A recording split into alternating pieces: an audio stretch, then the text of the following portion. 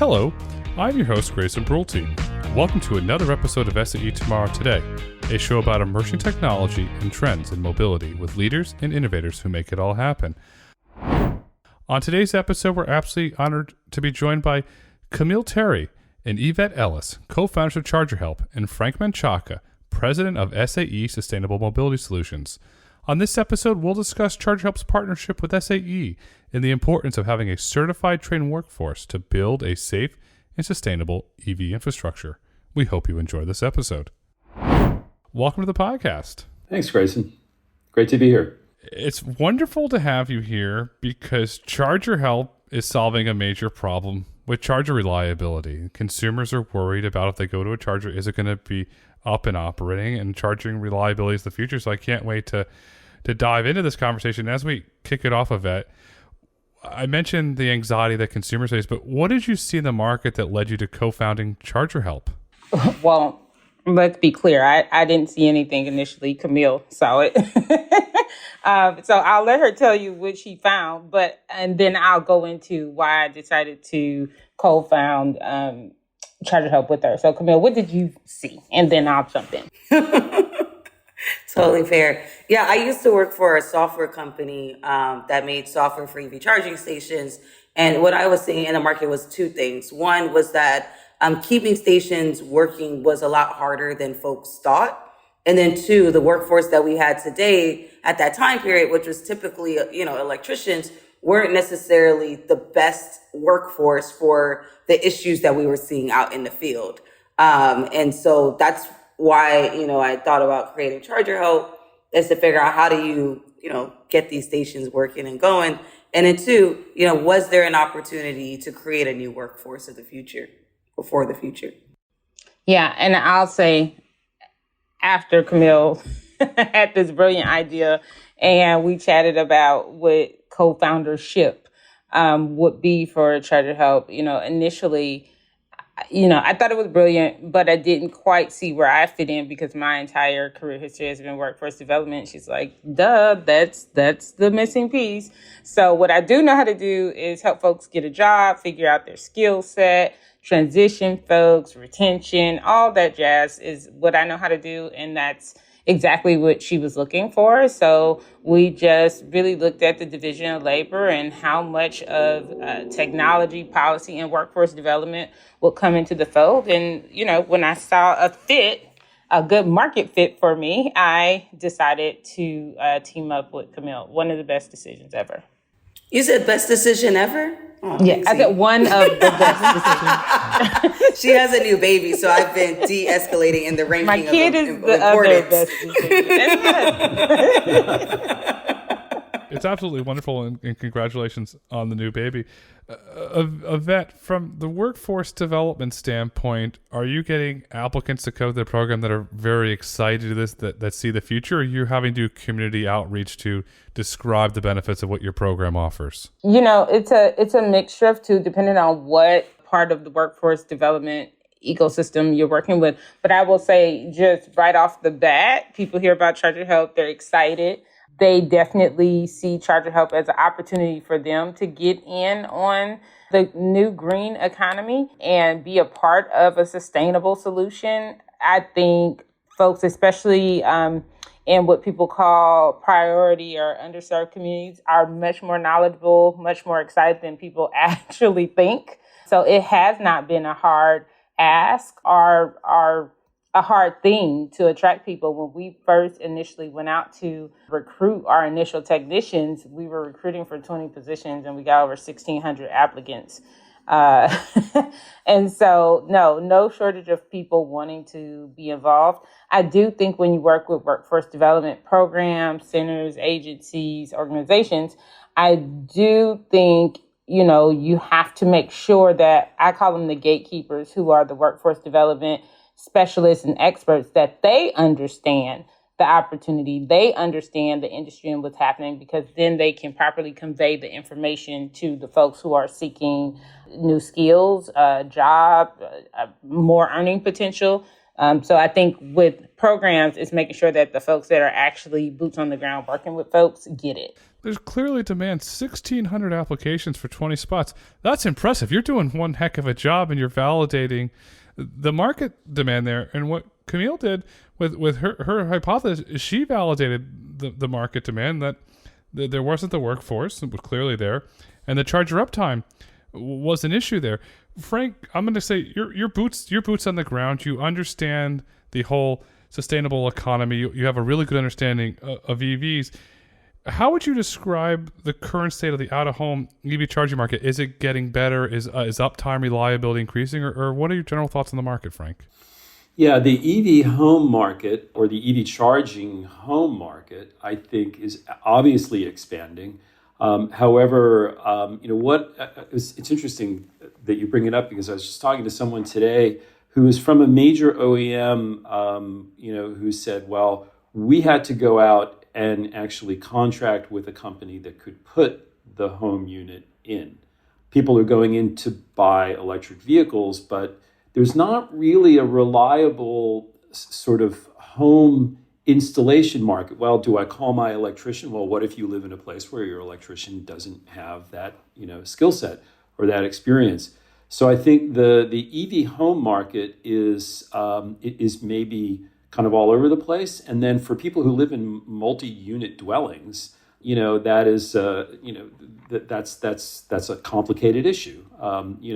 If you're in an apartment building with 20 apartments and 2 chargers, that's an issue. So the public charging that Charger helps to support and expand is super important for building customer acceptance of EVs and customer confidence. And without customer acceptance and customer confidence, the net zero emission promise of EVs really isn't going to be fulfilled, because people will be reluctant or slow to take them up, and the business is going to become challenging for OEMs and suppliers. So I see the reliability question really as kind of the pivot around which the entire industry is going to turn for a good long time, until we get to a point where the charging infrastructure is really robust and we have public confidence in charging, and we have a really well-defined program for maintenance of those chargers. And that's where Charger Help is, I think, an early pioneer in all of this. You hit the nail on the head, Frank. It started with range anxiety. Remember, the vehicle only goes 100 miles, 200 miles, and then the Lucid Air went 400, and now there's various other vehicles, Teslas, Mercedes are going 400 miles. So the range anxiety debate to me has been settled, but now we have charging anxiety. If you're with your family and you're going on a road trip, and I talked about this one on a previous podcast, from my house in South Florida to Disney World, you have to hope and pray that the chargers work, because it creates anxiety, and you get to Disney World and you're stressed out. Is this where Charger Help comes in, Frank? They can help overcome that anxiety. So let's say Acme Charging has a contract with Charger Help. They can come in, and then the customers will, oh, this is great. I'm not going to have to worry. Is that how we relieve that anxiety? I think that's an important part of it. I think Charger Help is helping to build by creating a workforce of field technicians that are able to diagnose and service these charging stations. Charger Help is helping to raise the level of reliability, and therefore raise consumer confidence. The other really important role that needs to be recognized is that Charger Help, by having a programmatic approach to these diagnostics, is a valuable source of information for how to improve not only the user experience, but actually the engineering. A tremendous amount of information gets exchanged in these charging sessions. And that information is valuable to the consumer. It's valuable to the vehicle manufacturer. It's valuable to the charging provider. And I think the field technician is someone who is kind of the first point of contact for those diagnostics. And if we do a good job at capturing that information, that's information that does good to the entire ecosystem. So it's not just customer confidence or alleviating range anxiety or charge anxiety. It's also helping to build a better vehicle. Camille, in my opinion, that's where charger help comes in. You have the field technicians; they're out there looking at a variety of chargers. In your opinion, what can be done to increase the uptime at public EV charging stations? They have to potentially, if there's one that's in a salty environment, they have to be hardened for the elements. Have you seen any trends that have emerged that can help the uptime reliability? Yeah, it's so interesting. So many of I think there's two sets of problems, right? You have low hanging fruit problems, which is the connector being cut, some of the physical things. But I think there is a higher, problem that I think will grow exponentially as we have more connected devices. And it really comes back down to, how do we understand software interoperability? How do we think about data sharing?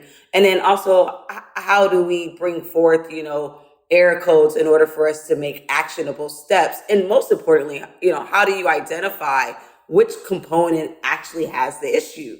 And that's one of the reasons I've, have hats off to SAE, because they've done a tremendous role just in identifying this, some type of standardization around just error codes. Like, how crazy is that, right? Like, you have a machine that is emitting an error code that folks get it and they're like, well, I don't know what to do, right? So I think one is definitely okay, how are we thinking about collaboration around data sharing? I definitely think the second piece is also collaboration around training. Every machine that comes out has a different way on how folks want it to be trained. So how are we thinking about, continuing the collaboration post what we're doing right now with SAE when the new versions of hardware comes out? And then how do we track that and ensure that people are safely interacting with these machines, right? What is the standardization? And then the final point, which I don't think we talk too much about, is where is the responsibility of site hosts in this whole ecosystem, right? You have businesses, small business, multi-unit dwellings, all of these folks who have gotten charging infrastructure for free. But if I need to go on site to maybe do something for a campaign and you're not answering the phone, or you haven't updated who the right point of contact is, but your charging station is there for the public good, where does that responsibility lie there? And I think oftentimes as society, it's very easy to call out certain groups as the people that are performing poorly. And I think, network providers have taken the brunt of that. But I think that this problem is a little bit more complex. And I think in order to have high uptimes, we have to get into the complexity, which isn't fun and it's messy and it's annoying. But I don't believe that we'll get anywhere else unless we start having these deeper conversations, which last thing I'll say is the reason why we sit so heavily on data and tracking as a field service organization is because now we can bring to light these conversations through quantitative. And I can point to and say hey, I tried to do X and my barrier was because I didn't even know who to call at the location. And that's why the station has been broken. We're able to track those things. Site host responsibility. Thank you for bringing that up. That is an issue, because if it's at a multifamily dwelling and if it's a corporation that owns several apartment buildings and nobody picks the phone up, how do you fix it? It hurts the environment and it hurts the individuals that live in that multifamily. How do you see that responsibility changing? Is there through the Inflation Reduction Act, are there certain standards that put in there saying if you're going to put a charger for the public good, you have to meet X amount of uptime? Do you see something like that to try and stop this?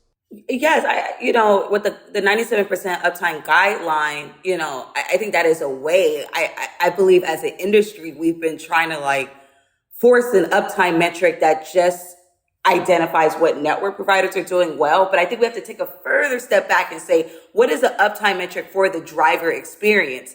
And who are the responsible parties for each of these places? And I worry that my industry, at this industry, that we're so, we're afraid of, not being seen as the bad corporates, instead of looking at this from a more holistic space and to say sometimes it isn't your fault as a network provider. It's literally because Joe at X property won't answer the phone so you can block off the parking to do the upgrade on the station.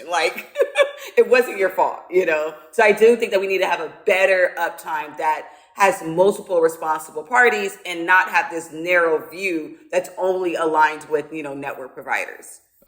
From a workforce development with your field technicians, how do you train them for these various scenarios? Since, as Camille said, the chargers change, the hardware upgrades, the environments that your field technicians are going to work. They could be in an open parking lot working on a charger. They could be in a multifamily dwelling, or they could be in a controlled access area. How do you prepare your technicians from workforce development for all the different scenarios that they're going to run into as they work to keep the chargers up and running? Yeah, we're a very transparent and open company. So we talk about like what the challenges are in real time. First of all, we don't know everything. And as they come, we handle them. We are really, really starting to practice this brainstorming, this idea that it's not one person with all the answers.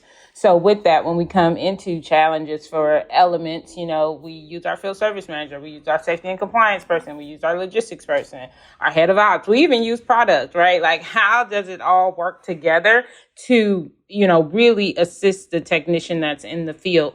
But I will say how we've done it so far is, eventually everybody will know everything. But right now, our Arizona tech is in 109-degree weather, right? So we don't need to call everybody. We really need to focus on this AZ person. Our Pacific Northwestern people have been in rain for a month, right? And my New York tech is in snow. So we troubleshoot by region, and we troubleshoot by what exactly we're dealing with. We don't make it bigger than what it is. And safety is first here at Charger Help. So our safety person is always a part of it.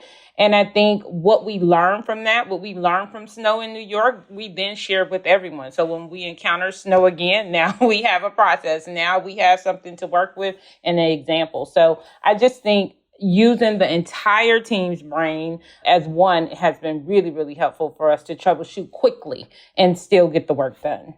And the part that I think that is most important is like we're recording all of this, right? Because this is the first time we've had a distributed IoT asset that is literally everywhere. So not only are we recording, what are the elements or what are the things that this technician needs to be successful within these different spaces, but then also how is the charging station behaving? Are there any, commonalities on the issues that we see that are impeded by weather? And I think like that's the part that's scalable, because we can problem solve today, but it's like, how do we take our learnings and allow it to be helpful towards the entire industry? You're getting a data set. You're getting a very, very healthy data set that's going to allow you, frankly, to learn. You're going to spot trends and patterns that will increase the reliability, because 97% uptime, that's a difficult task, but your technicians are out there, they're learning, they're getting workforce development. And Frank, we've discussed uptime's critical.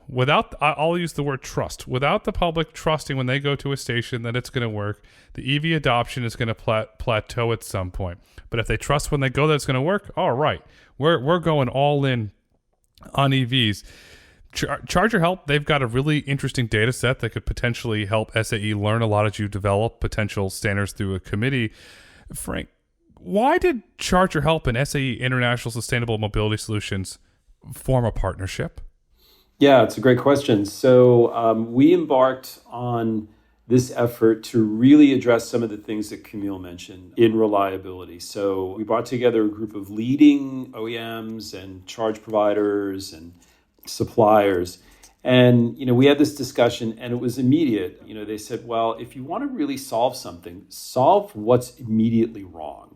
Why does charging fail? There's some estimations that charging fails 25% of the time. And so address that. And when we got, when we kind of peeled the onion, we understood that, there's charging failure, but we don't really understand what charging failure is very well.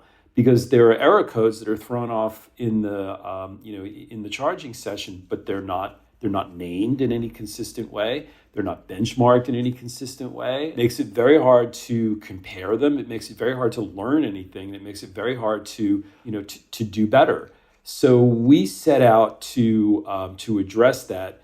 And very quickly, one of our partners said, you really need to talk to Charger Help. They have a lot to say about this. And we connected with Camille and the team and went out and visited. And I think we came away understanding that, this is a good place to start. Start where there is failure, create a better way of analyzing that failure, create a consistent vocabulary. It sounds simple, but it's hard. It really hadn't been done before. So we did, a charging reliability technical framework that is now forming the basis of something called the National Charging Experience Consortium, which is sponsored by several national labs with involvement from the DOE, the Department of Energy, Department of Transportation. So from a relatively simple set of problems like why does charging fail? We've now kind of gotten to a point where there's a much more systematic way of looking at all of this. So that's really where our paths kind of cross with Charger Help, and it's helped us to develop this charging reliability project. And now we're engaged in developing a set of certifications around the electric vehicle charging supply equipment field technician. So it's just kind of it's kind of scaffolded one piece building on another. I'll summarize it this way. EV charging's growing up. It's growing up. Camille, Frank laid out a lot of positive things for both SAE and for Charger Help, but more importantly, positive for society. What are you hoping to achieve with this partnership? Yeah, for us, E and I have built the company underneath with the foundation of equitable jobs. I think that was the biggest thing for us was hey, there are multiple problems in society that we can actually fill with good paying jobs and quality people. Technology can help bridge the educational gap. There's certain things that can help bridge whatever it is. If there is a gap, sometimes there's not even a gap, right? But we can properly align folks. And so what I'm really excited with this partnership is that we never intended that every field service person had to work for Charger Help. That's not our goal. We're a technology company.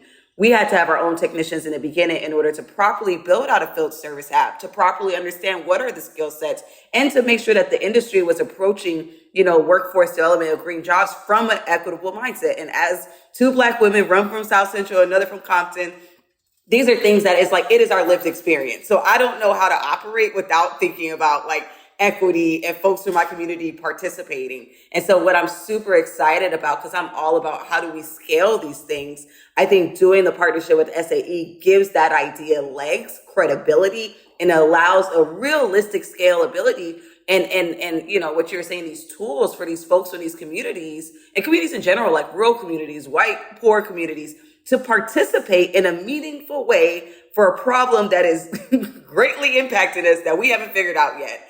So it just brings me immense amount of joy to be able to partner with SAE to take this little ideal that E and I had to that next level. You're taking it to the next level, but you're doing good in your community. You're doing good in other communities because, as I said earlier, you're creating jobs. But let's go into the jobs. It seems that the skill sets, you can have an electrician and an operations individual. Could you talk about some of the skill sets to going through your program that these individuals will learn? And then on the backside, are those skills transferable to perhaps another industry down the line? Absolutely. So first thing I want to clear up is our EVSE technicians are not electricians. However, the electrician route is a pathway for those that are field techs. I mean, it's actually a very natural pathway for them, career pathway. So super excited about that. I will say the skill sets initially who we found to be most successful were folks that had some background experience in field service. First of all, they understood it's not just doing a job. Field service is you're actually driving around, you're in the elements. There's a whole nother component to field service outside of the actual job that you're doing. So, field service experience just is very helpful because they don't get worn out as quick because they understand the mission. But also those who worked in gas and oil, believe it or not, have been very, very successful at our company in this industry, mainly because of the safety precautions are so high in the gas and oil industry, working at a refinery.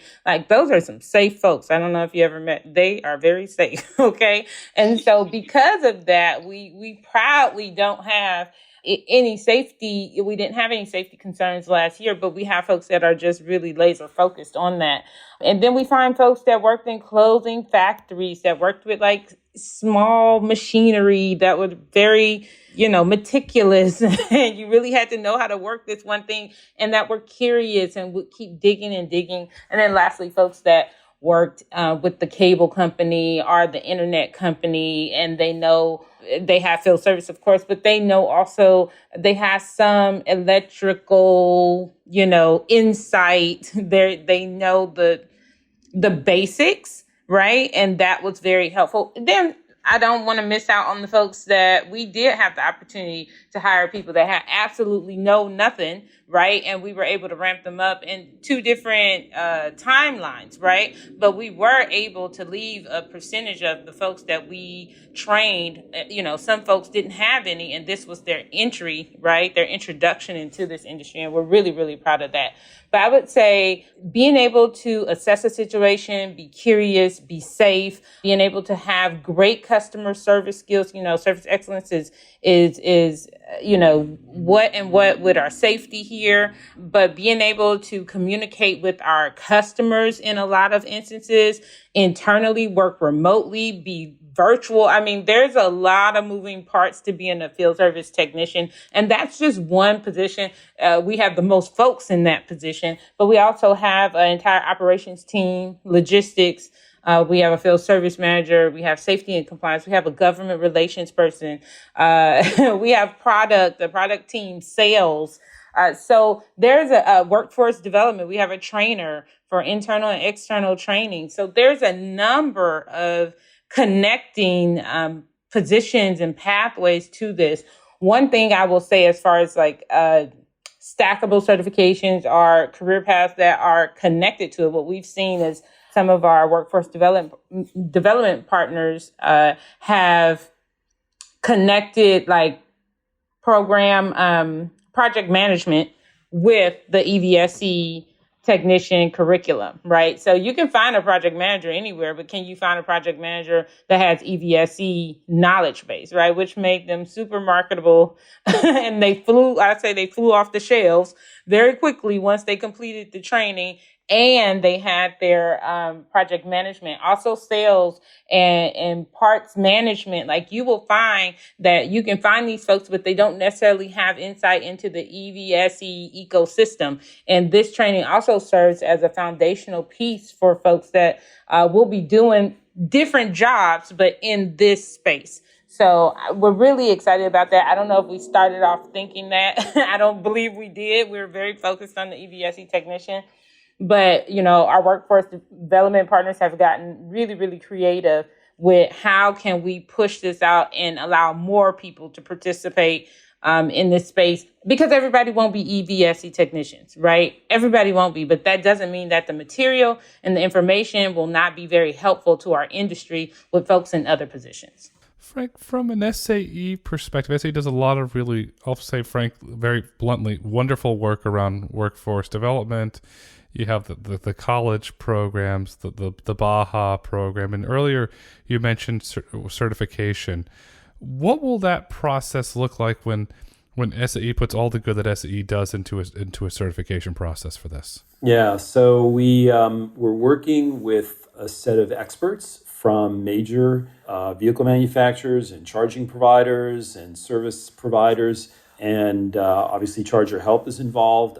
We're defining a set of capabilities that we as a community believe has to be established.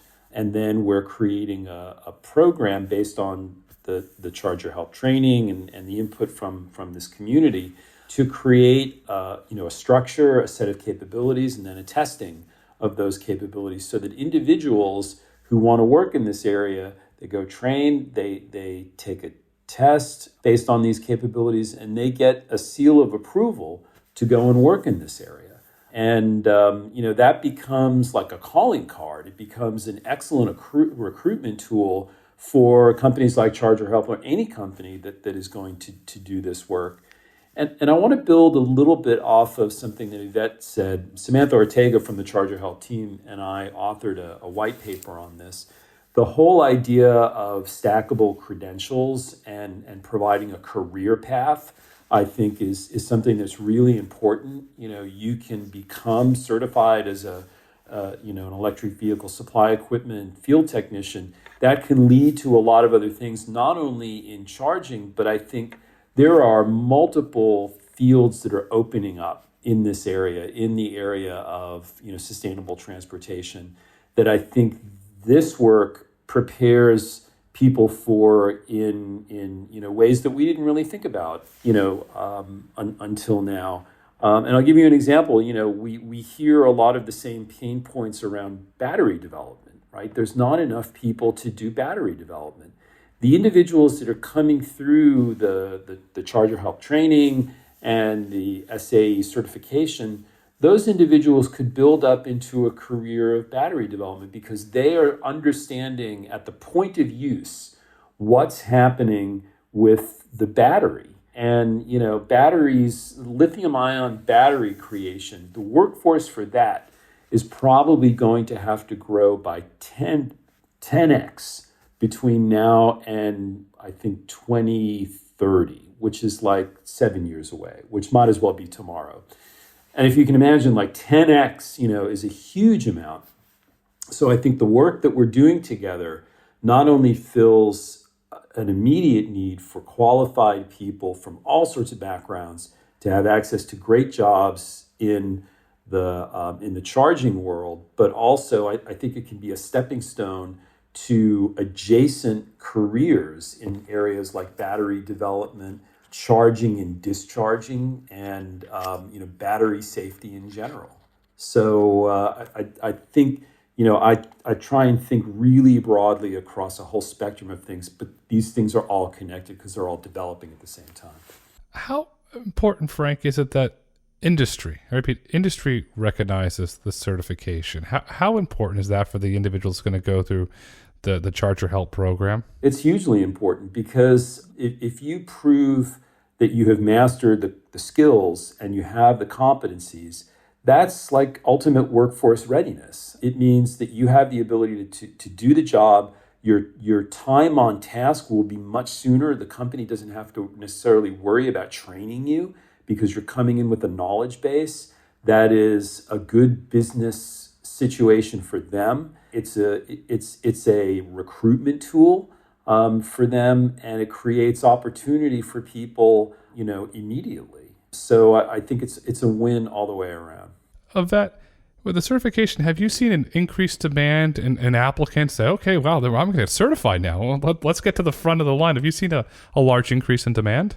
The demand has been here. I have seen an increase in excitement around legitimacy, right? I think it will legitimize things. I think when we started off, we got the ONET, we worked with Department of Labor and got the ONET code, and that took us so far. But as the industry grows, as technology grows, trainings now are going to be taking place all over the country, much like what Camille said. Like, we don't own the training world. People are building their own trainings, their own curriculum all across the country. I know because we've been asked to steer some of them, right? But all across the country. However, it's much like I use this example all the time. A nurse can be trained anywhere. You still have to take that one test to say we are all on the same page, no matter what hospital you're working in. You know how to do these core things. And, hospital to hospital, you may have to learn the culture of that particular region, space, but generally you know how to be a nurse. And that's what this credential, I believe, will do, and really take the onus. While we're very proud of the pioneering that we've done, it'll take the onus out of Charger Help's hand, and it really becomes now a real equitable thing, because you don't have to just go through Charger Help, right? Anyone, anywhere can get the training, and they can all head to SAE to get the credential, which means that we all agree that we understand, have learned these competencies, and we can now execute. And the passing of the exam will then legitimize that for anyone that wants to participate. So that's very, very exciting to me, because that's real equity. That's real putting folks on the field and giving them an opportunity to compete. This is it. And so we're excited to be a part of it. Frank, if there's an individual listening here, perhaps they're in college or they want to learn a new skill, where can they go to sign up to start the certification process? Yeah, so we are in the process of designing the capabilities and defining those. We still have a little bit more work to do with that, but somewhere in the middle of the year, SAE and Charger Help and our other partners in the community will announce that this certification exists. And we're really going to kind of shout it from the hilltops, because I think there is a huge opportunity for people to kind of realize that they actually have access to really good jobs in areas that are only going to grow. And so we'll shout it from every possible rooftop. We'll put it on our website. We'll have a press conference. I want as many people to know. And I think to Yvette's point, if we have people banging down the doors for certification, and we have people who are going, there are multiple, versions of Charger Help cropping up, all over the place, we've done something right. Then the work that we've done means something, and we've done something right. We've solved a problem, and now other people want to be part of that solution. That's like, to me, that's like thumbs up all the way around. It's thumbs up all the way around. And Camille, I want to highlight something that I think is very special for Charger Help. In addition to the partnership with SAE, you have a partnership with Tesla. They're the 10,000-pound gorilla inside of charging, and you have the partnership with them. You're helping them improve the reliability of their charging stations in California. That's a very big partnership in addition to SAE. Could you talk about that partnership, please? Yeah, I think that the neat thing about Tesla is that they're also really interested in workforce development. Like, we've been super close to their workforce development arm, and just really thinking about how do they prepare people for the future. And so honestly, I think the first, which is, I can say all these things because it was approved in the press release. I can't say anything outside of what's approved in the press release. But what was approved in the press release, right, was that, we wanted to support all of the efforts that they have, because they do have, high reliability, and to do a campaign, just assessing their overall stations in California, and then provide that data to them. But most importantly, I think what's at the crux of what they're looking at doing is really the workforce, right? And I think that they, members of their team find value in how we're thinking about, the workforce. So that's been really cool. You're doing good, Camille. You're creating value. What is the future of Charger Help? How do you see it growing? How do you see it scaling? Where do you see the company in the future? Why? Yvette started laughing. Why are you laughing, E? This is like the $1 million question. She was like, what we doing?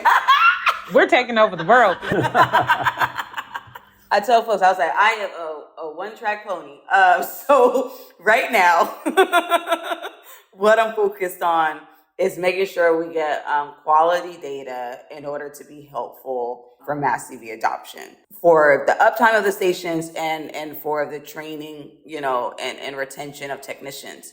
I think what comes next, we will see. 2023 for me is all about data aggregation. We did our 8,000th work order a couple of weeks ago, and that was only done in a little bit less than a year. And so that's crazy to me. But we need more data. We need more information. We need to be help steer more of these conversations, be more in partnership with more folks, so that way we're helpful. And then what comes after that? I mean, we might have to do a part 2 in December, but that's what I'm focused on right now. Continue to be proud. Continue to be proud as well, Sadia. That, in your opinion, what's the future of Charger Help? You're building out a workforce that's going to have a lot of positive impact on communities across the world. We want people to know who Charger Help is. The very, very rich history and how we started is super important to me. I hope it gives hope and encouragement to other people. I hope we make a dent in our equity efforts that I believe that the entire industry is really trying to do right now. And I just hope that we serve as a blueprint for doing good business, working with good people, being fair.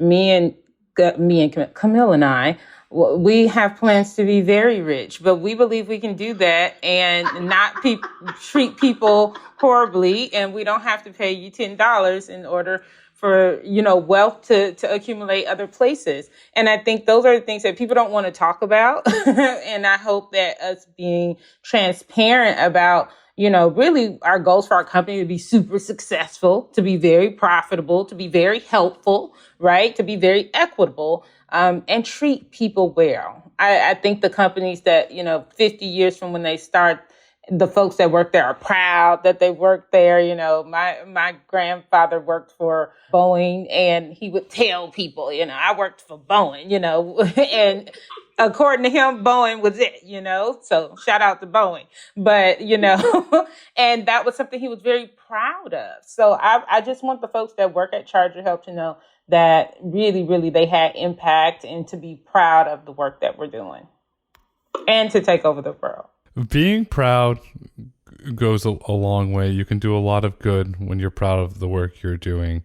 You should be very proud of the work that you're doing with Charger Help. Frank, the stuff that you're doing in SAE is going to have a positive impact on society as we look to lower emissions and decarbonize. Yvette, Camille, Frank, as we look to wrap up this insightful conversation, what would you like our listeners to take away with them? Yvette, we'll start with you, please. I would like listeners to take away that Charger Help is here. And Charger Help, while we have great workforce development efforts and a lot going on, we are a business, and we are growing this business. So we are always looking for partners and customers, and we welcome people to learn about Charger Help, get in contact with us, visit chargerhelp.com. We have a absolutely brilliant product, RAS, Reliability as a Service. And that's when we really start moving into the implementation of reliability, when people actually invest in it. So I just encourage people to check us out and really, really let's put some actual movement to reliability by getting our charging stations covered and making sure we have a workforce to support it. Reliability of charging stations is one of the key ways to scale EVs. Camille, your thoughts, please? Yeah, I think what I would love for folks to take away is this uptime problem. It's big, and let's create measurements that properly capture that information so we can, you know, move towards the goal, which is a more sustainable transportation, which right now is electric vehicles, right? So let's keep that goal at heart. Like, of course, everybody wants to have successful businesses and make a lot of money, all of these things, but like at the end of the day, the planet is burning, and we need to like be able to move about the cabin in a more sustainable way. So how are we thinking about that in the decisions, in the ways that we do things? Well said. Frank, your thoughts, please. Yeah, something really similar. So I'm in a program at the Massachusetts Institute of Technology in sustainability, and one of the professors teaching the program said something really impactful. He said, so I got to be straight with you guys. What we do in the next 7 years will determine the next 100, right? In terms of climate change. And so, okay, that's pretty profound. So second statement is that the transportation industry in the United States accounts for about 27% of greenhouse gas emissions. Globally, it's about 25%. It's the single largest source of greenhouse gas emissions. So this is what we're talking about is a question of business. It's a question of technology. It's also a question of what happens to our children and our grandchildren. And like, that's not like hundreds of years in the future. That's like, you know, that's the generation that is coming up and the generation after that. And so that's kind of the stakes of all of this, right? You know, when you want to, I try and kind of see it from the big picture. Everything that we're talking about in this session is really about trying to do something in the next 7 or 8 years that actually helps to improve the trajectory of the next 100 and build better, more fair lives for our children and the children that come after them. I'll summarize it this way. Invest today to decarbonize. Invest today to decarbonize. Today is tomorrow. Tomorrow is today. And the future is the Charger Help SAE partnership. Yvette, Camille, Frank, thank you so much for coming on SAE Tomorrow Today. Thanks for having us. Thank you for listening to SAE Tomorrow Today. If you've enjoyed this episode and would like to hear more, please kindly rate, review, and let us know what topics you'd like for us to explore next. Be sure to join us next week for the second episode of SAE Tomorrow Today Unplugged, where I'll share my insights into markets and my opinion on the future of mobility. SAE International makes no representations as to the accuracy of the information presented in this podcast. The information and opinions are for general information only. SAE International does not endorse, approve, recommend, or certify any information, product, process, service, or organization presented or mentioned in this podcast.